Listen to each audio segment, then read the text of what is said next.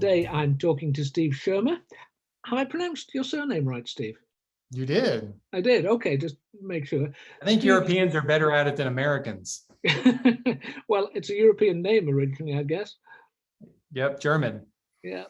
Steve is the president of Silk Road Catalyst, and we'll find out more about what Silk Road Catalyst is in a moment. We've never actually met, though we've interacted on Twitter, and Steve is one of the missions people who I find the most interesting and most inspiring.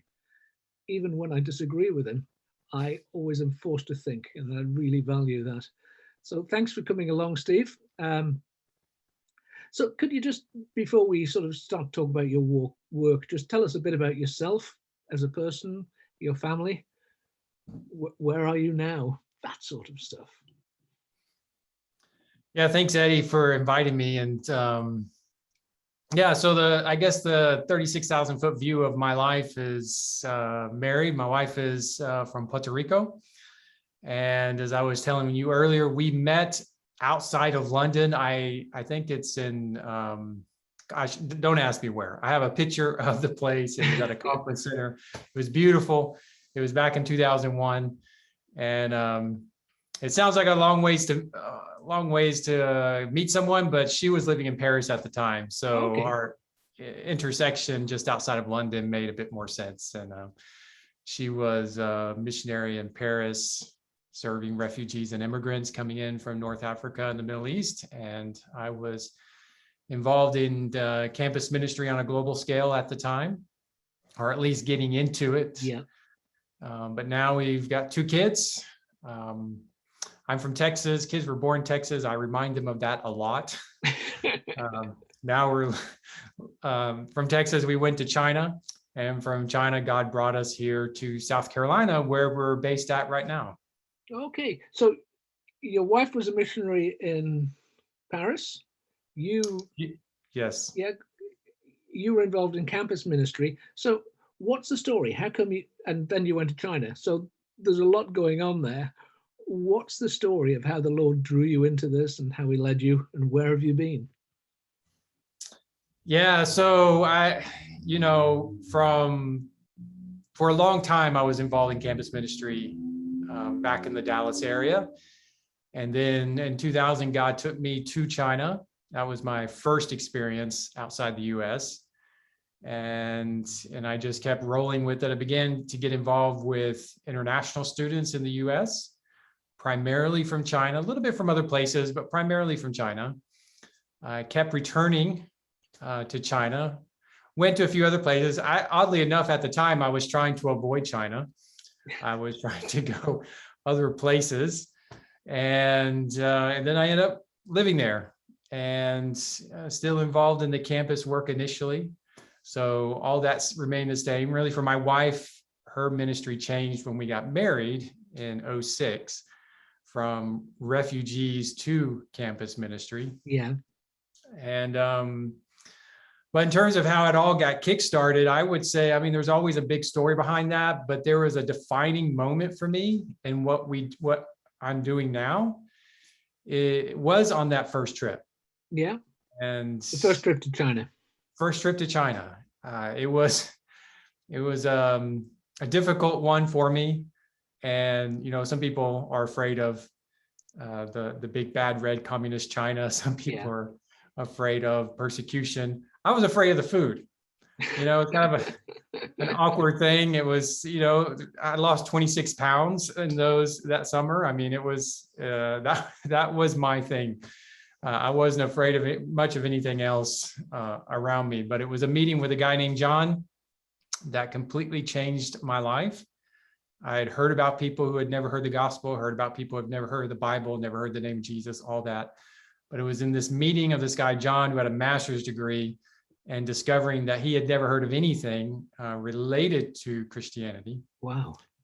And being able to share the gospel with him, and just the conversation we had, those 2 hours with that guy changed everything for me. I walked into China, counting the days of leaving China, meeting John, and hating the day I was going to leave China. And came back, and I just began I just like to dive in the deep end, it's, Yeah. no use just tiptoeing through the shallow end of the pool. I just dove in and went for it. So that's how I got started. And now you're president of Silk Road Catalyst. To British ears, president always sounds a big title. We don't call anybody who's not the person who runs a country a president. But how did you come into that role? What were the steps that took you there? Yeah, it doesn't mean much in America. So it's just something you throw on a business card, maybe. Yeah, I mean, it's something that was a spinoff of my work in China. It wasn't something I just came back and said, hey, I'm going to do this because I've got some grand idea. It was something, a vision that God had given me years ago, I think back in 04, 05. And I hadn't shared it with many people. So I came back with the leadership team that I was working with, and I just shared the idea. I shared the vision. I thought, yeah, they're going to give a lot of pushback. It's probably going to be rejected. I really had no confidence in what their response was going to be. But to my surprise, they looked straight at me and said, yes, this is what we need to pursue, even though we didn't know all the its about it, all the nuts and bolts. They just said, yes, there's something about this we need to pursue. And so we just began working together to figure out what it meant, at least initially, how we would pursue it, what we would call it, all those kinds of things. And that's kind of the short story of how Silk Road Catalyst was born. Our focus, our primary focus is all about getting the gospel, delivering the gospel into places that have the least access to it. So we like to use the word gospel deprived, people who are deprived of the gospel, and really finding those places and engaging them to the best of our ability. My passion as an individual has over the years turned into how do we mobilize and empower Global South Christians, the Global South Church, whether that be Global South workers going cross-cultural or nationals working within their own context, coming alongside them and helping them engage in these places that need gospel access. So why Global South Missionaries? You're an American. Why not just work with Americans and mobilize them? Well, I get excited when I'm able to help anyone, whether they're American, Indian, or, it doesn't matter. But, the truth is there are probably over, and I don't have a number, I'm just guessing, but I would probably be safe to say over 1,000 ways that Americans can be sent to the field. From massive ones like Crew and Pioneers and IMB and Wycliffe, if you're in Bible translation, or I'm glad you mentioned that. Yeah, to medium-sized ones to small ones. I mean, and the number just keeps growing. To be honest. So, at first that was my thought, but as we got into it, it really just wasn't working with us, and I would say God was just holding it back.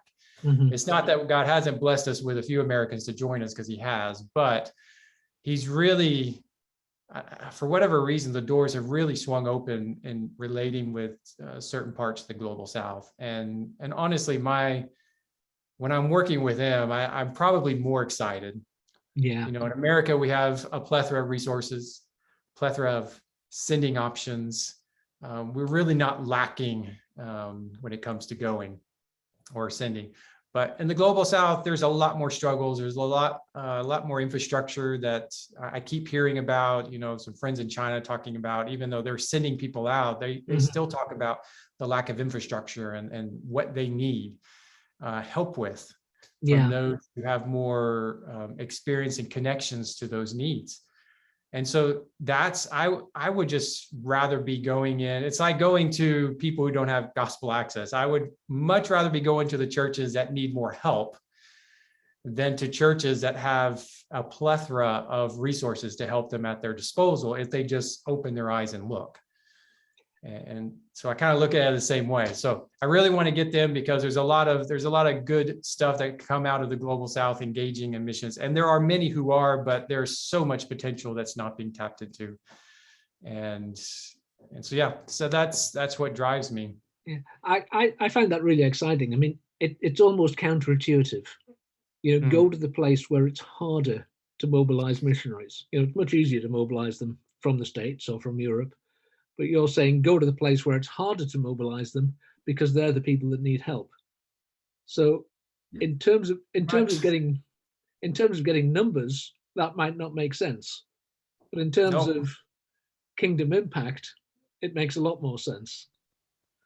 So I'm excited. In a numbers-driven society that I live in, it's hard. Yeah, I can see that. Just I haven't briefed you on this, but do you have any sort of stories of helping to mobilize missionaries from the majority world that you could share with us? Yeah, so a more recent one, and I would say, sadly, it didn't turn out very well. It's a very bittersweet story. Last year, there was a landslide in Nepal. Yeah. And so through our leader in South Asia, he worked with and he's from South Asia. He's not American. So he worked with a church in Nepal to get to this village. And when they went into this village, they had to drive about 5 hours, 7 hours somewhere. And then they had to hike with all their materials for another 7 hours. To get to the village, because there was no way. It was either helicopter or hiking, so you choose, and they couldn't afford the helicopter, so they hiked. And so they hiked up there, got in there, started distributing some relief stuff, started sharing the gospel. And as they were talking with the locals, the village people, they learned that everyone there, that they don't have any recollection that a believer has ever entered their village. And so they kept doing it. They went back a couple of times. Sadly, the leader from the church that ended up passing away from a disease he caught in that place. And that's the bitter side. But the sweet side is just knowing that they were able to get into a place that had, as far as we're aware of, we don't know, there's no evidence that the gospel had penetrated just yet. So that's one of them. And another one would be a group we worked with in China. They had gone out to the far west of the Muslim area, I wouldn't say had the best opinions of Muslims. Yeah. But they went because they believed God had called them to go there. So we did some training with them. We sent them out there, and then we debriefed them at the end. And what I loved about the story was when the pastor went out there, he just said, "Okay, Lord, if we're going to get engaged, we need to be able to meet an imam and share with him." And not only did they meet one, but in meeting with them, the guy invited them inside his home. And when he invited inside their home, they got to share the gospel and engage with him for several days. And that experience softened their hearts toward the Muslims in Western China. And it opened their eyes that God can do anything. He's not limited by our lack of resources or lack of whatever it is we want to fill in the blank with. That in fact, he could actually use them. Yeah. And so it was just so, yes, I was excited that they went. I think I was even more excited by what they experienced. Yes. Yeah. And just how it drove them. And then a final one is just, one of our leader within South Asia.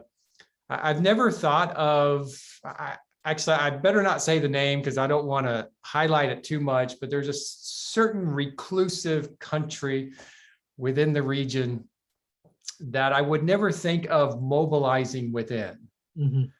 I think last time I checked, Joshua Project was 0.3% Christian at best.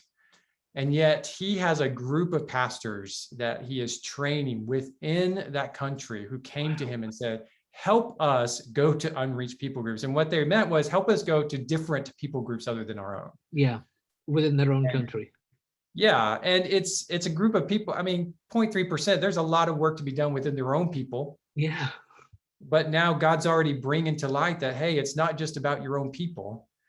And now they're being trained to go cross-culturally within their own country to reach people that are different from themselves. So I get really excited when I hear stories like that, because it's just something you're not expecting to hear.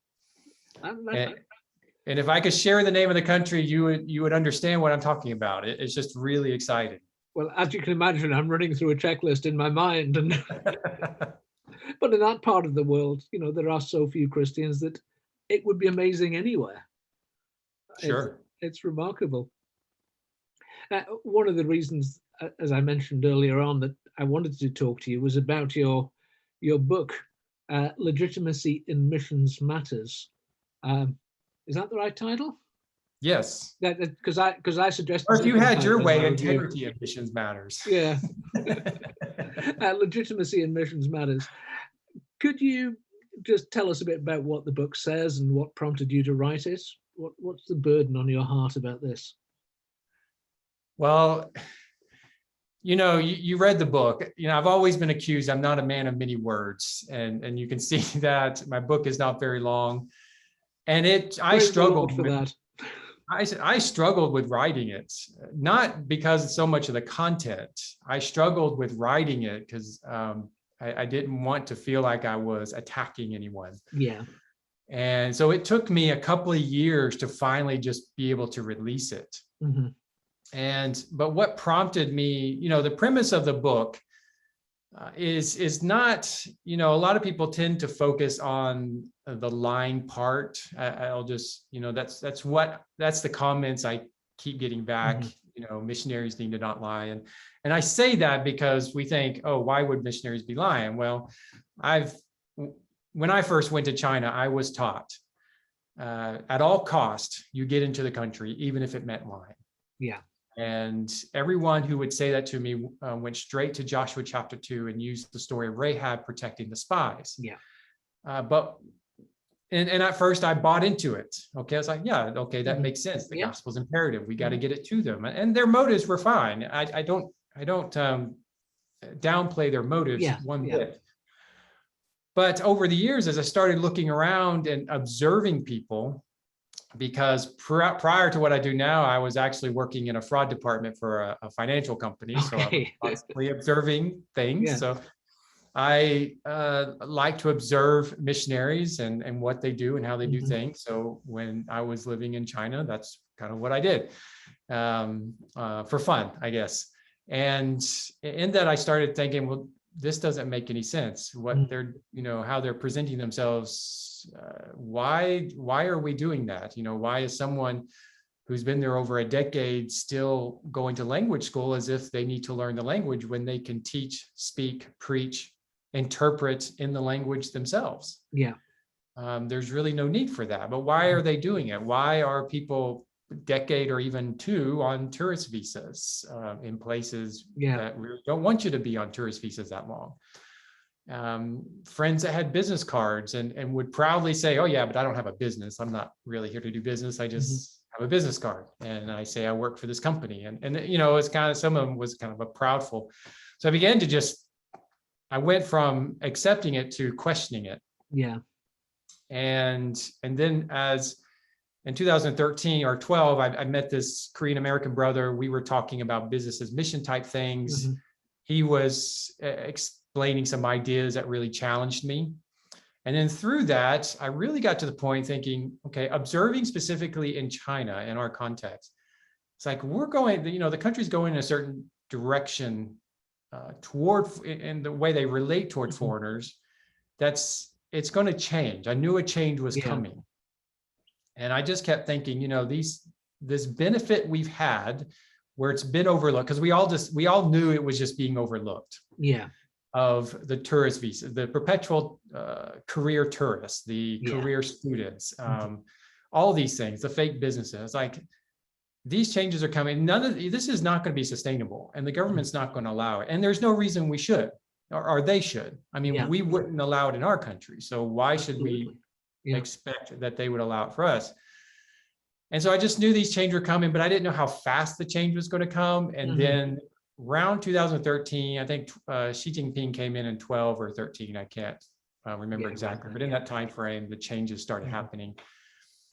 And then it made sense. I mean, they were starting to enact new rules about students, student visas, and who could be a student, who couldn't be a student. You know, the 40-year-old with a family and kids going to an international school, you don't qualify anymore.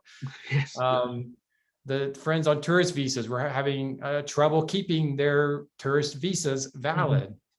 And a friend telling me that when he went to launch a business, which he had every intention of being legitimate with his business, was challenged by the police officer saying, if you don't prove to me in a year that's a real business, you're never going to get another visa again.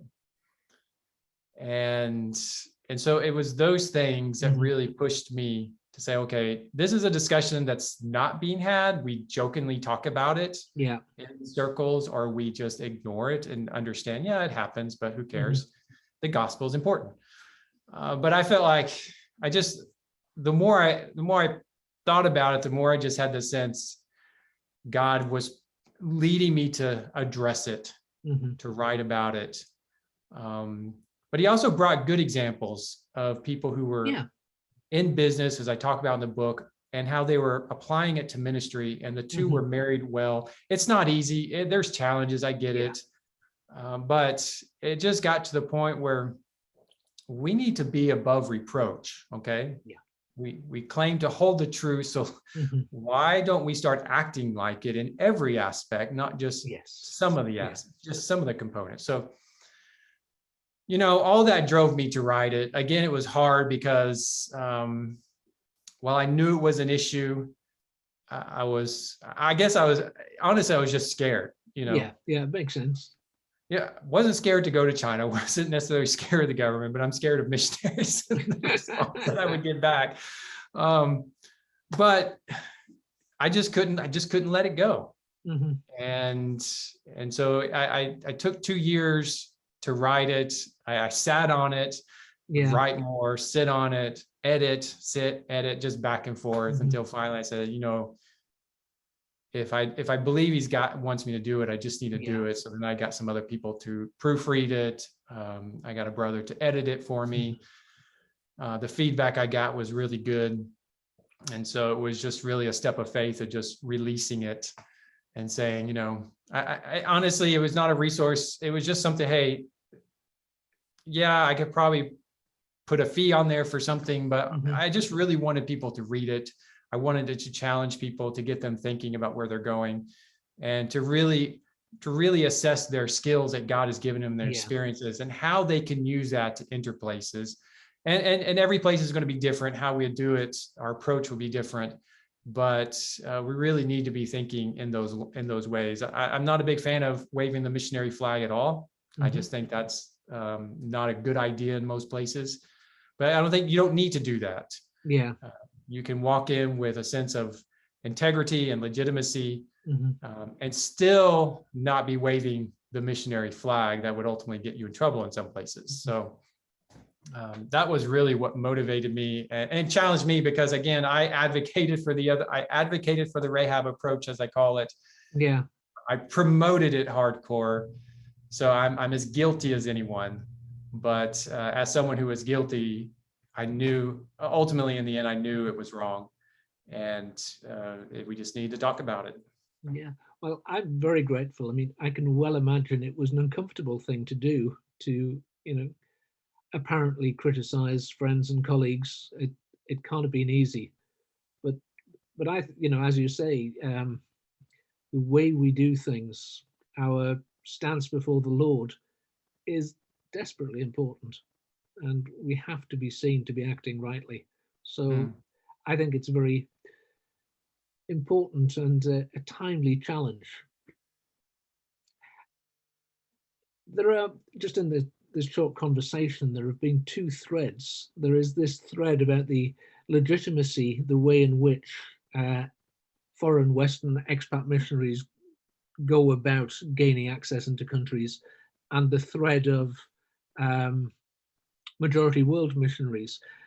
Just Do you see those two bouncing off each other? Are they tied together in the work that you're doing, in the way that you see mission? You relating it to the book or just a mission in general? Just in mission in general and in your ministry. I'm just aware that we've had these two threads and they don't automatically seem to tie together. Okay. Now, yeah, I see where you're going now. I mean, absolutely. I,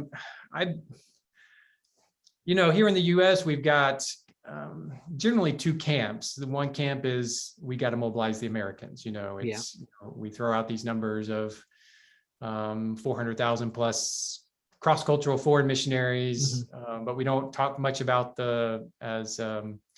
one research that just came out recently, the 13 plus million national Christian workers who are engaging on the ground as well. So we got the camp of, we got to send more Americans. And then we got the camp of, no, we just got to support nationals because they cost less. I mean, it comes down to the financial side of it ultimately.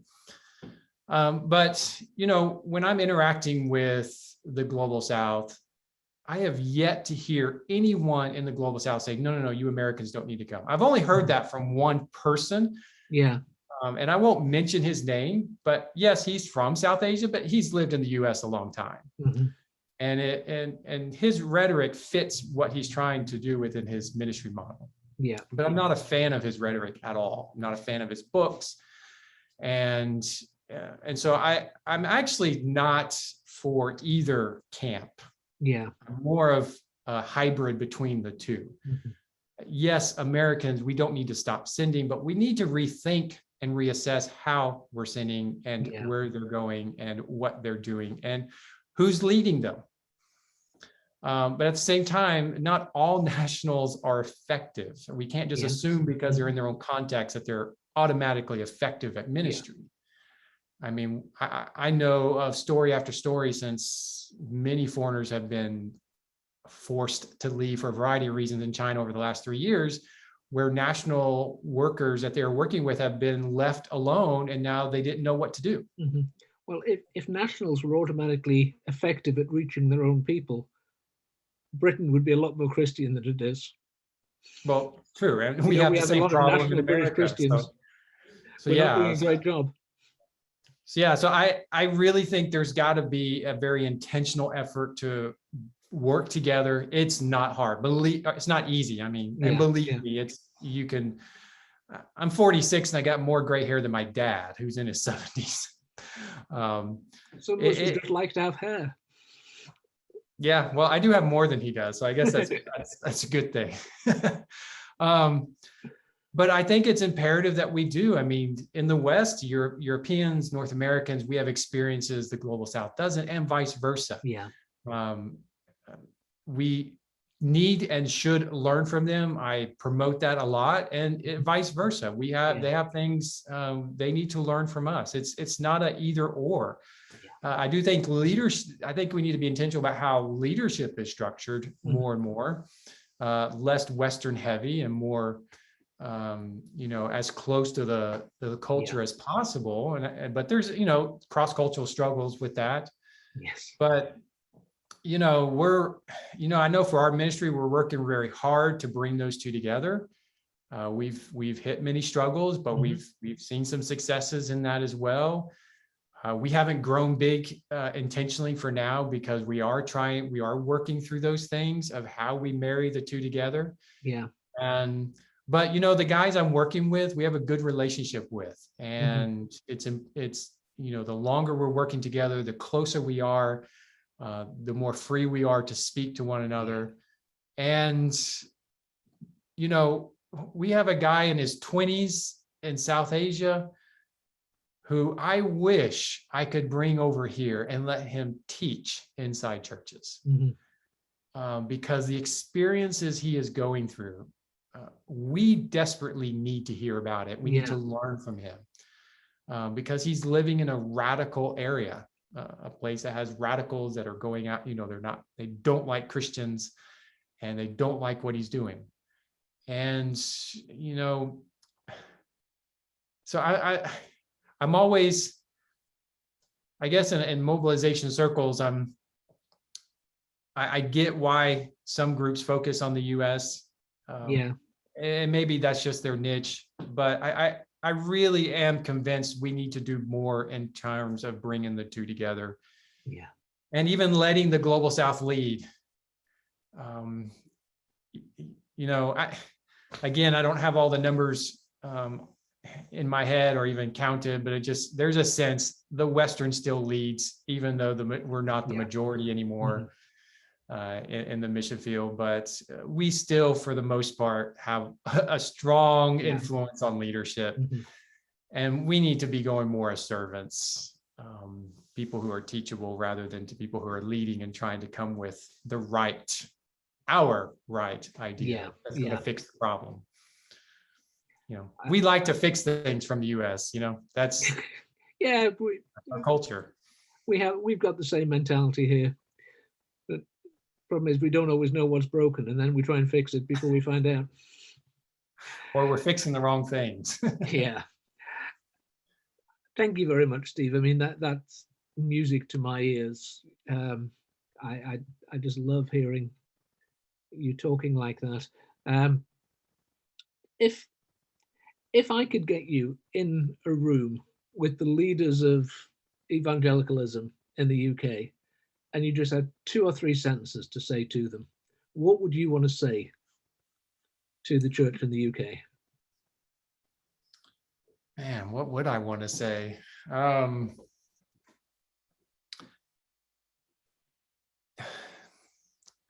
I would encourage them to reassess their approaches, to stops. Yeah, this is tricky ground here. But I did warn you about this question. Yeah, you did warn me. And I would say that was the one question that was hardest for me. But, you know, because I know my personality and I could just really be a bull in a china closet. My mom always described me as that as a kid. So you know, I believe every mission organization has great motives. But I think from a Western point of view, whether it's North America or European, we need to reassess our approaches. We need to go with more humility and with a greater sense of servanthood, not walking in with every solution to every problem we think exists. Yes, we have the gospel in that. We all know that is the primary solution for what we're addressing, but that's generally not what I'm talking about. I'm talking about methods and approaches. We think our ways are best. And secondly, we need to stop being so fixated on numbers. I was, and I get the motivation behind some approaches that are out there. I think there are genuine motives behind them. And actually some of them are methodologies that I think are really good, but we're so fixated on reporting numbers. It's wearing missionaries into the ground in some cases. And I think that I'll add that point as well. But we need to think, you know, the hardest places to reach are not going to produce the largest numbers right now. Yeah, that's why they're hard. And we need, and if we're only fixated on numbers, we're never going to get to those places. I mean, but in that, as I said, it's wearing people down. I am just coming across more and more missionaries, and I know this has probably been a problem for a long time, but it's becoming more of a passion for me. Just the care of missionaries, the demand that I see on missionaries to produce, to have X number of gospel shares. I know organizations that they're required to have X number of gospel shares per week. But while it's really comfortable to make those mandates from an office where you don't have to come up with those numbers, but it is taxing on many missionaries to have to produce those numbers and produce salvations. And I won't get into a story about my wife, but she has had an experience long ago that just would blow your mind in terms of the expectation. And it was wrong for that group to do that, to have that expectation on her. And it's just, and even one group recently was producing these numbers that, yeah, the baptisms were probably all legit. But when you divide the baptisms by the number of churches that they're claiming was planted in the same time period, it was like 7 people a church. Yeah, that's going to be Um, difficult to be viable. yeah, but everybody's rejoicing. I'm thinking, is anyone doing the math here? Average is 7 people. That's, even Justin Long, and I think you know him. I know Justin, yeah. He'll say a viable church needs at least 15 people. That's kind of the research he's done. Yeah. If you don't have at least 15 people, it's not going to last. And it's not to say 15 people is a magic number, but it's just the number they see that's a minimum to be viable. And so, care for your missionaries, love on them. Don't throw unnecessary or just illogical expectations on them. But yeah, hold them accountable, encourage them, care for them. But we need to stop treating it like a Western corporate business. Souls are not that. Yeah. I want, as much as anyone, for as many people to be reached with the gospel as possible, and as little bit of time as possible. But these are still souls. These are not business model. I mean, not business model. These are not. This is not a product we're trying to sell. Yeah. We're talking about eternity. But if we're putting too much pressure on missionaries, they will burn out. And I think it's increasing more and more. And I just met with someone in the Middle East I think they were on the verge of burnout. Yeah. And their team is doing nothing to help them. So we need to focus on those things in greater amounts. Sorry, I'm losing my train of thought here. But we need to focus on those things more and more, really put an emphasis on them, and really reassess as Westerners what we're doing, how we're doing it, and who's leading. Yep. Amen. One last question, just to get back to you, just as the person rather than as the missionary. You like to share your favorite piece of music and your favorite book, Christian, non-Christian, both, as you. So should I say the Bible? You get extra points for that, but then I ask which other one. I wrote that book, and oddly enough, I don't read out of enjoyment or relaxation. I read out of necessity. Yeah. But I would say there are 2 books, as I was saying about, that were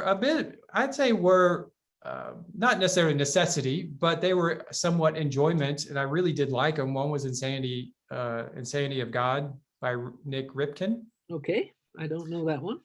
And then Something Needs to Change by David Platt. Okay, yeah. I don't really have a favorite book. Now, these 2 stood out because as I was thinking about it, I don't have a favorite book outside of the Bible, but I do have a favorite type of book. Yeah. Is these 2 books they're sharing a point, but they're telling stories, like real stories that happened to them in detail. And it helps reinforce the story. It's just not knowledge that they're sharing. So I really love books like that that flow well, that make a good point, and that share incredible life-changing stories in the midst of it, without sounding overly spiritual. In the midst of it. I'll put links my to favorite song is easy, hands down, Amazing Grace. A good choice.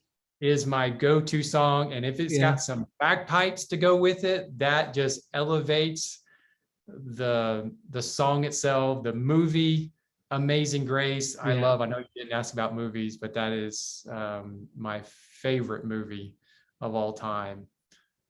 Just the story of what happened in the UK, the fight against slavery, that led ultimately years later that had this song written. I just love that song and that movie. Thank you very much, Steve. That's inspiring. I'll put links to your Twitter feed, to Silk Road Catalyst, to where folks can download the book into the video. Thank you very much for your time. really done me good to hear you, and I hope it's going to be a real blessing to others. So the Lord bless you, and thank you very much.